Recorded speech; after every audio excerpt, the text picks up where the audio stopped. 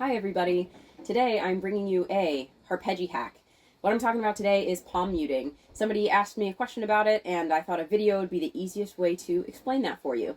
I am not going to keep you to the end of the video and say, oh, you have to watch to the end to get the information you are seeking. So I'm going to start by just giving you a 30-second super quick explanation of palm muting on the Harpejji, and if you want to watch after that and listen to me talk more about it, cool.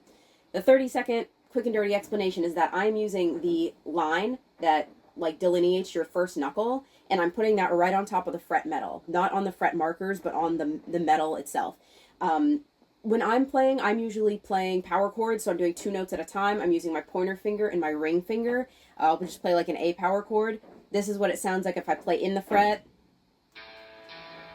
That's not what I'm going for. I'm sliding my fingers all the way forward to be on top of the fret metal, and I'm using my right hand to tap to kind of simulate that guitar, like rhythm guitar sound.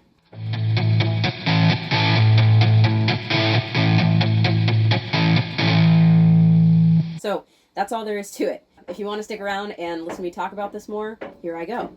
So a cool thing about the Harpejji is that since it's still a relatively new instrument in the grand scheme of instruments, new stuff is still being explored and discovered, and that's been a really cool part of playing this. So to give credit where it's due, I definitely did not discover palm muting. The Meeks family, they have done really cool videos on the numerous techniques you can do on the instrument. The difference between what I'm doing and the videos I've seen on the internet already is mostly that I'm going for more of a rhythm guitar sound, whereas other videos I've seen are more melodic. And so it's playing palm muted notes in the context of like a melodic phrase, but I'm doing straight up rhythm guitar stuff with the style of music I'm mostly playing. I kind of came across how to do this just through trial and error. I was learning some lead guitar riffs, but in the mix of that, you're often switching between like rhythm guitar stuff and then playing a lead line, and I wanted to be able to play the full versions of songs. So I was just using trial and error to kind of figure that out. I was strumming some and that wasn't quite right, and so then I realized it was more of a left hand thing that I needed to fix to really get that sound I was after.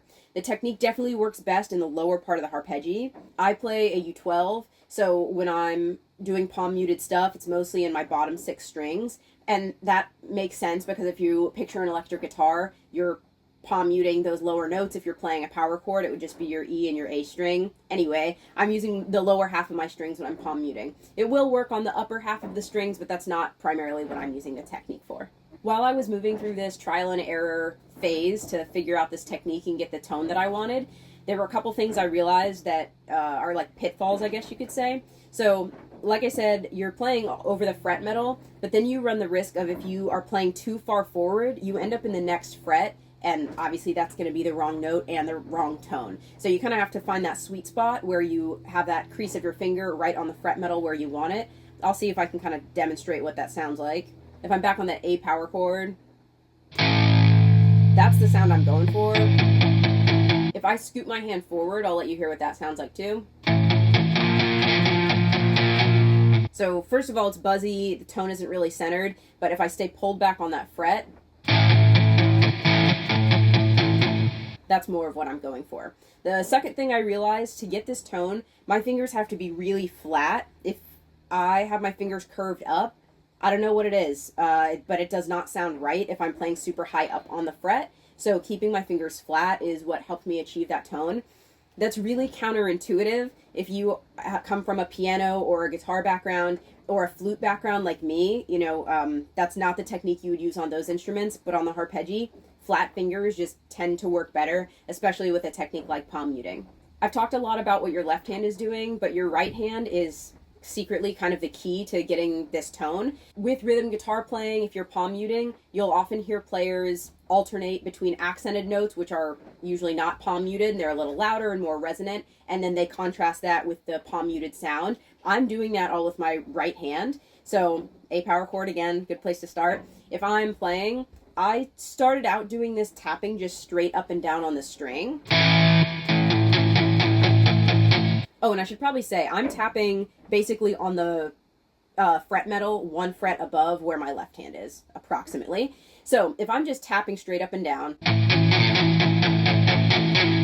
there's a lot of fret noise, which I don't exactly like. You're just hearing from the instrument, and that's not what I'm going for. I want more of a resonant sound. And so I realized if I kind of strum back and forth instead of just going up and down, I'm getting the tone I actually want.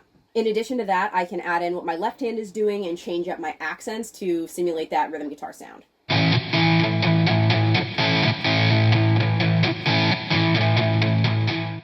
If you watched until this point, I hope that some part of this video was helpful.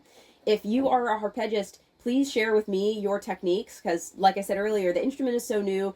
People, players, musicians are learning new stuff all the time on this instrument, and I would love to learn from you too.